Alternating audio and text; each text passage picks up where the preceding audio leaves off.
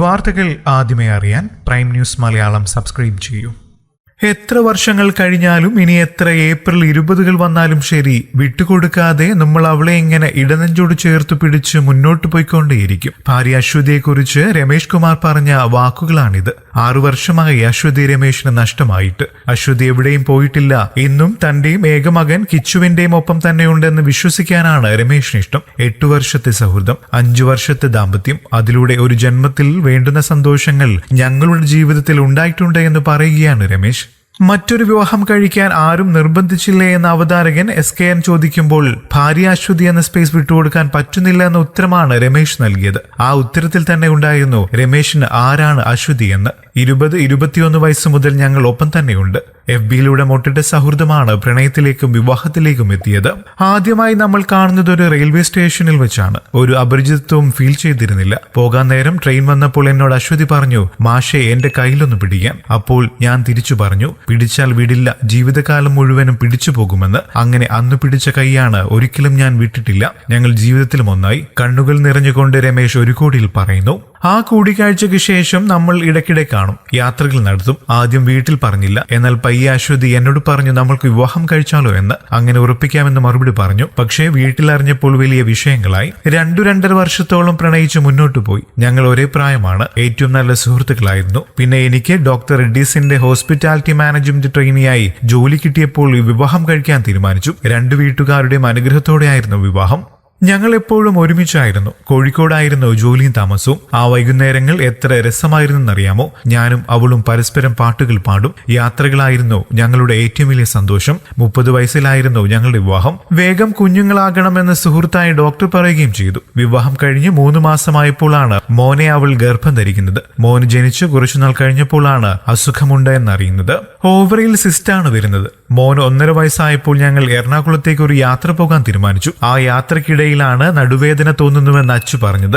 എറണാകുളത്ത് അച്ചുവിന്റെ വീടെത്തി വിശ്രമിച്ചിട്ടും വേദന കുറഞ്ഞില്ല. ആദ്യം കരുതിയത് സിസേറിയൻ ആയതുകൊണ്ടാണെന്നാണ്. കുഴപ്പമൊന്നുമില്ലെന്ന് പറഞ്ഞ ഡോക്ടറോട് എല്ലാ പരിശോധനകളും സ്കാനും നോക്കിക്കൊള്ളൂ എന്നാണ് നമ്മൾ പറഞ്ഞത്. ഒരു ബ്ലഡ് ടെസ്റ്റിലും അബ്നോർമൽ അല്ല. ബ്ലഡ് ടെസ്റ്റിന് ശേഷം സ്കാനിംഗ് ഒക്കെ കഴിഞ്ഞ് ഇറങ്ങി വന്നപ്പോൾ ആകെ ഡെസ്പായിരുന്നു അച്ചു. അല്പം കഴിയുമ്പോൾ വിളിക്കും. ഡോക്ടർ പറയുന്നത് കേട്ട് തലകറങ്ങി വീഴാനൊന്നും നിൽക്കേണ്ട.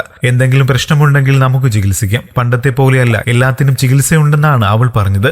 ഞാൻ ഡോക്ടറുടെ അടുത്തേക്ക് ചെന്നപ്പോൾ ഒരു സിസ്റ്റ് ഉണ്ട് എന്നാണ് പറഞ്ഞത്. 95% എന്റെ എക്സ്പീരിയൻസ് വെച്ച് ഇച്ചിരി പ്രശ്നമാണെന്ന് ഡോക്ടർ പറയുന്നു. അച്ചുവിന് അങ്ങനെ ഒരു അസുഖം വരില്ല എന്നാണ് ഞാൻ വിശ്വസിച്ചത്.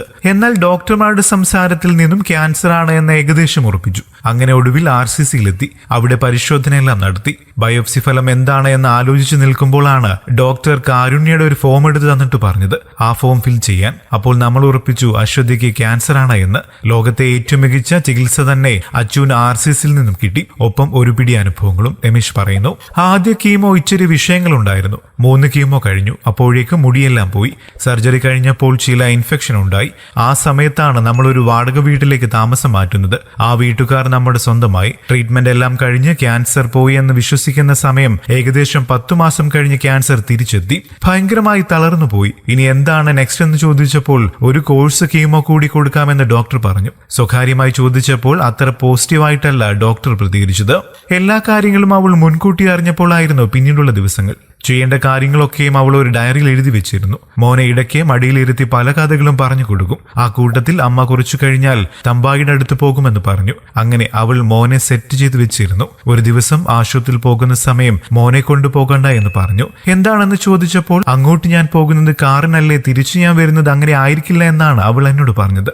അസുഖക്കിടക്കയിൽ കിടക്കുന്നത് അവൻ കാണണ്ട എന്നാണ് അച്ചു പറഞ്ഞതും. അവൾ എന്താണ് എന്ന് പറഞ്ഞതും അതുപോലെയായി. അവളെടുത്ത തീരുമാനം എന്ന് പറയുന്നത് അത്രയും ഷാർപ്പായിരുന്നു. അങ്ങനെ ഒരു ദിവസം ഒരു ഫോട്ടോ എടുക്കാമോ എന്ന് ചോദിച്ചു. അതെടുത്തു. കുറച്ചു കഴിഞ്ഞപ്പോൾ എന്നോട് സംസാരിച്ചു കൊണ്ടിരിക്കുന്ന അവസ്ഥയിൽ പെട്ടെന്ന് കോമയിൽ പോയി. എന്നോട് പറയാതെയാണ് അവൾ പോകുന്നത്. നിളയുടെ തീരത്ത് എന്നെ അടക്കണമെന്ന് അവൾ പറഞ്ഞിരുന്നു. അച്ഛനും മോനും അവിടെ വരണം. എന്ത് റിസ്ക് എടുത്തും എന്നെ അവിടെ അടക്കണമെന്ന് പറഞ്ഞു. അത് കഴിഞ്ഞ് 3-ാമത്തെ ദിവസമാണ് വിട വാങ്ങിയത്. അവൾ മരിച്ചുപോയി എന്ന് പറയാനാകില്ല. ഞാനും മോനും ജീവിച്ചിരിക്കുമ്പോൾ അവൾ മരിക്കുന്നില്ല. പോകുന്ന സമയവും ഞാനും കൂടെ ഉണ്ടായിരുന്നു. തലയിൽ തടവി കൊടുത്തുകൊണ്ട് ടെൻഷൻ വേണ്ട എന്നാണ് ഞാൻ പറഞ്ഞത്. അങ്ങനെ പറഞ്ഞുകൊണ്ടിരിക്കുന്ന സമയം അവൾ അങ്ങ് പോയി. അവൾ പറഞ്ഞ പോലെ മടങ്ങിവരവ് ആംബുലൻസിലാണ്. കുറെ അവസരങ്ങളിൽ അവൾ കൂടെയുണ്ട് എന്ന് വിശ്വസിക്കുന്നു. അങ്ങനെ വിശ്വസിക്കാനാണ് എനിക്ക് താല്പര്യവും, രമേഷ് പറഞ്ഞു. കൂടുതൽ വാർത്തകൾക്കും വിശേഷങ്ങൾക്കുമായി ഈ ചാനൽ സബ്സ്ക്രൈബ് ചെയ്യാനും മറക്കല്ലേ. നന്ദി.